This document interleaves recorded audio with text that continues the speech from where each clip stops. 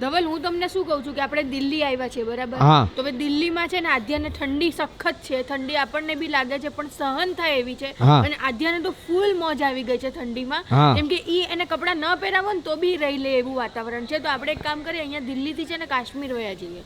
શું વાતું કરે તું? ગમે ત્યારે હાવ ગમે એવું બોલોમાં આવે. જુનાગઢ થી આપણે અમદાવાદ આવ્યા ને અમદાવાદ થી પછી અહીંયા અચાનક દિલ્હી આવી ગયા. હવે અહીંયાથી તું એમ કે કાશ્મીર વયા જઈએ તો આમ થોડી કાલે કાઈ. અરે પણ કાશ્મીર જઈ આવીએ ને, અહીંયા દિલ્હી થી કાશ્મીર ની સીધી ફ્લાઇટ કરી લઈએ ને તો બહુ મજા. શું વાત કરે છે ભણોભાઈ? આને કયો ને હવે તમે. શું વાત લોજિક વાળી છે આની? આ શું લોજિક વાળી? આમાં શું લોજિક છે? લોજિક તો છે જ ને આમાં. પણ હવે કાશ્મીર થોડુંક જવાય કાઈ? શું ક્યારે શું થોડું જવાય? અત્યારના જો કાશ્મીર આ સિઝનમાં જવાય, ત્યાં સ્નોફોલ પડતો હોય ને એ જોવાની જે મજા જ અલગ છે. અરે પણ હવે અમે લોકો આવ્યા છીએ ખાલી દિલ્હી ફરવા માટે, અને દિલ્હી ફરતા ફરતા આ લોકો એમ કે કાશ્મીર વયા જાય, તો આમાં કયું લોજિક લાગ્યું? તમે કયો જી ને. મારા હિસાબે આ કઈ કરાય નહીં. તમારા લોજિક ની વાત નથી, આ લોજિકલ જ વાત છે કે દિલ્હી થી બધા દિલ્હી સુધી તો આવે જ. જે લોકોને આવવું હોય ને દિલ્હી થી પછી બાય રોડ જાય કે બાય ટ્રેન જાય કે ગમે એમ જાય કાશ્મીર. હા પણ એટલે અહીંયાથી વયા જાય. હા ભલે વયા જાય, બધું સહેલું પડતું હોય, પણ આપણે કઈ કરવું નથી. આ તમારા મનમાં વિચાર આવ્યો હોય ને તો આ તમારો રાખી દો. આવી ગયો ને. પણ નનૈયાની વાત નથી ભણોભાઈ. આધ્યા ન્યા બરફ પડતો હોય, બરફ હાવ થીજી ગયો હોય, અહીંયા ઠંડી છે ને આના કરતા ડબલ ઠંડી હોય. ગરમ કપડા પણ તો છે ને તમારી પાસે. પણ હવે આપણે કઈ નક્કી કરીને આવ્યા હતા પહેલેથી કે અહીંયા દિલ્હી જશું ને. તમને શું કીધું? ઘણા પ્લાન છે ને, નક્કી કરીને થાય જ નહીં. હા પણ તો આ પ્લાન આપણે નક્કી કરેલો છે ને એને કેન્સલ કરી નાખો. કયો પ્લાન? આ કાશ્મીર જવાનો.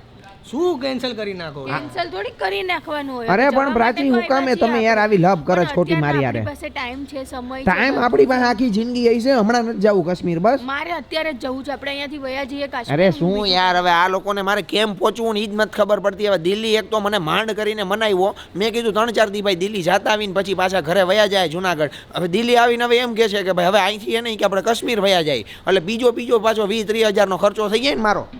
કાઈ ખર્ચા ન થાય. બસ અને ખર્ચો મારો ખર્ચો હાઈ પૈસો ખબર નહીં શું પૈસાનું બાંધીને લઈ જશો. અરે પણ પૈસાની વાત નથી, પણ આપણે પૈસા હું નકરા વાપરી જ નાખવા આખો મહિનો ફરીને. શું વાપરી નાખવાના? હવે ગયા છો તમે ક્યાંય? પણ ગયા ભલે ન હોય એટલે જવું જરૂરી છે. હા તો જવું પડે, થોડું ફ્રેશ થઈ જાય. ગયા નથી એટલે મારે જવું છે, અને આધ્યાને સમય આપણને અનુકૂળ છે બધી જ જગ્યાએ. પણ એને જો અત્યારે આમ ટોપી બોપી ને 2-3 સ્વેટર પહેરાવ્યા ને ત્યારે એ દિલ્હીમાં રહી શકે છે હવે.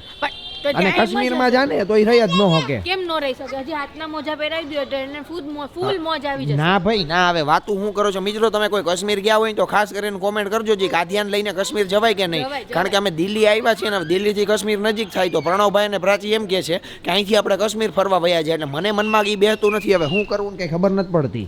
શું કરું ખબર નથી પડતી. સીધું ઉતરી જાય એવી વાત છે. અહીંયા આવ્યો હોય દિલ્હી તો બધા આવતા હોય. હવે શું નવું છે? હવે લ્યો જો અમે અમદાવાદ હતા ને તો એમ કે દિલ્હી ફરવા જાય કે દિલ્હીમાં બહુ જોવા જેવું છે ને બહુ મજા આવશે. હવે દિલ્હી આવી ગયા તો કે કાશ્મીર કોણ ગયું હોય કે કાશ્મીર જવા જેવું છે. દિલ્હી તો બધા આવતા હોય. પણ આપણે દિલ્હીમાં જોયું નહોતું, આપણે જોઈ લીધી બધી વસ્તુઓ. હવે આપણે કાશ્મીર વયા જઈએ અને ફરી લઈએ થોડાક દિવસ. ના ઈ મારે કઈ નથી કરવું. ઈ તમારે વાતું કરવી હોય ને તો જો તમે ઓલા રસ્તે અને હું પછી મારા રસ્તે જો આ બાજુ હાલવા માંડું છું. તમારે આવવું હોય તો આવો, બાકી મારે કાશ્મીર આવવું નથી. મિત્રો વિડીયોને લાઈક અને શેર કરવાનું ભૂલતા નહીં.